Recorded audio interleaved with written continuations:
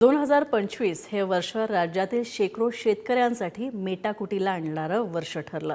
राज्यभरात अतिवृष्टी झाली, शेतकरी बाधित झाला, पिकांचं तर नको एवढं नुकसान झालं, पण अनेक ठिकाणी शेतातील मातीसुद्धा खरवडून गेली. सोलापुरात सुद्धा पावसानं अक्षरशः थैमान घातलं. शेतकरी राजा हतबल झाला. अशातच राजाला आधार देण्यासाठी मायबाप सरकार पुढे सरकावलं, मदत जाहीर केली आणि शेतकऱ्यांचे पाणावलेले डोळे थोडे कोरडे झाले. पण घोषणेनंतर शेतकरी अजूनही भरपाईच्याच प्रतीक्षेत आहेत. पाहुयात या संदर्भातला आमचा विशेष रिपोर्ट.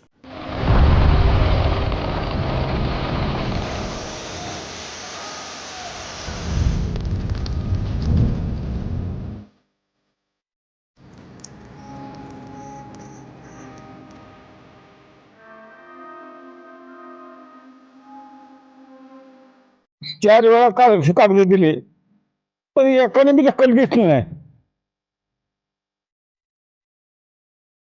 सप्टेंबर-ऑक्टोबर महिन्यात राज्यभरात शेतकऱ्यांची ही अशी परिस्थिती झाली होती. अतिवृष्टीमुळे धाय मोकळून रडण्याखेरीज दुसरा काहीही पर्याय शेतकऱ्यांसमोर उरला नव्हता. सोलापुरात अतिवृष्टीमुळे सुमारे 20,000हून अधिक शेतकरी बाधित झाल्याची नोंद करण्यात आली.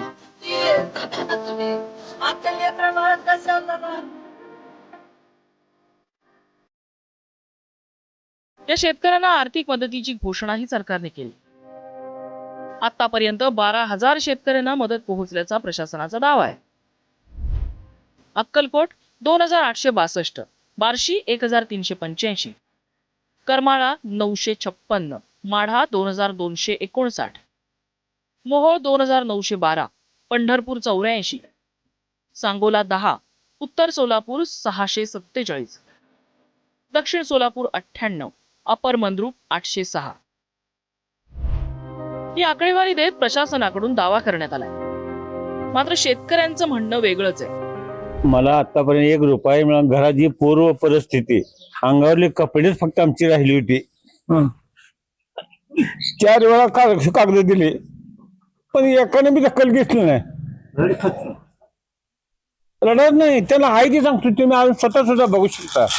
त्याला 10 वेळा फोन केला, त्याने म्हणते एवढं निवडणुका होऊ द्या, ते झालं, निकाल लागले, तरी बी पुन्हा शी नाही.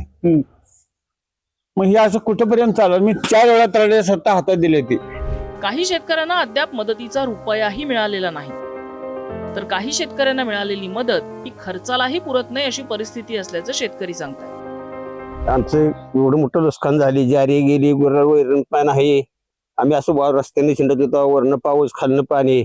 आम्ही काय करायचं? काय आता खायला सुद्धा नाही, गुराला वैरण सुद्धा इकत घालतो आम्ही फुकट लोकांच्या. 10,000 फक्त मिळालेत. ऊस बी गेला. नुकसान किती झालं?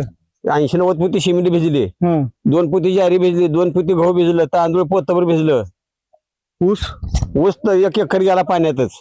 पंचनामा केलं आणि गेली निघून गपचूप. माझं नुकसान झालेलं एक 3-4 लाखाचं, आणि मला फक्त सरकारची मदत भेटलेली आहे 10,000 रुपये. आणि काय जे आपले तलाटे ते येत होते पंचनामा करायचे, पण ज्याच्यात खरंच नुकसान झालं नाही त्याला देखील भेटले. तर आमचं जसं नुकसान झालंय त्याला भेटले नाही. शेतकऱ्यांचं दुःख हे केवळ या अपुऱ्या मदतीपुरतं नाहीये, तर जमिनीतली मातीच वाहून गेल्यामुळे यंदाच्या हंगामात पीक घेण्याचं एक मोठं आव्हान त्यांच्या पुढे आहे. शिवाय बियाणं, खतं, मशागत आणि कर्जाचा वाढता ताण यामुळे शेतकरी आर्थिक अडचणीत आहे. यातच आता अवकाळी पावसाची सुरुवात झाल्यामुळे शेतकरी अधिक चिंतेत आहे. दुसरीकडे उर्वरित शेतकऱ्यांची पडताळणी पूर्ण करून लवकरच संपूर्ण भरपाई वितरित करण्यात येईल असं प्रशासनाकडून सांगण्यात येते. मात्र तातडीने आणि प्रत्यक्ष नुकसानाच्या प्रमाणात मदत देण्याची मागणी शेतकऱ्यांनी केली. शेतकऱ्याचा फक्त उल्लेख राजा असं करून चालणार नाही, तर त्याला राजासारखं जगता येईल अशी परिस्थिती निर्माण करणं गरजेचं आहे. सोलापूरहून अनिकेत गायकवाडसह विक्रांत शिंदे, पुढारी न्यूज.